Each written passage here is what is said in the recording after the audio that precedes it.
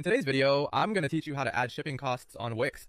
If you're running an online store, ensuring that your customers know how much they'll be paying for shipping is crucial for maintaining transparency and trust. Adding shipping costs in Wix is not complicated, and I'll guide you through the process step by step to ensure your customers have a seamless experience when checking out. Firstly, you'll want to navigate over to your Wix dashboard, which is your control room for everything related to your website. Once you're on your dashboard, locate the settings option. This is where all the backend configurations for your store are managed. Under settings, you'll see shipping and delivery, which is the section where we'll be handling all aspects related to shipping costs and logistics.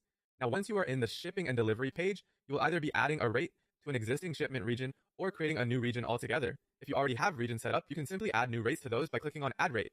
However, if this is your first time setting up shipping, you'll want to create a new region. To do this, look for an option that allows you to add or create a region, and then select the region where you plan to ship your products.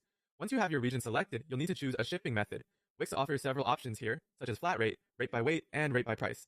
Each of these methods has its own advantages, depending on the types of products you are selling and your preferred shipping strategy. For instance, a flat rate might be suitable for average size packages, whereas rate by weight or rate by price can be beneficial if your products vary significantly in size or value. Let's say you opt for flat rate. You'll then enter the specific cost that you want to charge for shipping within this region. Be sure to set your costs carefully, considering your expenses and the competitiveness of your shipping rates. Once you've entered your desired cost, you can go ahead and set any additional rules or conditions that might apply, such as free shipping over a certain purchase amount. Finally, after you've entered all the necessary information and set up the rules according to your shipping policy, make sure you save all your changes. Review everything to ensure all the details are correct and reflect your intended shipping charges. And that's it. You successfully set up shipping costs on Wix.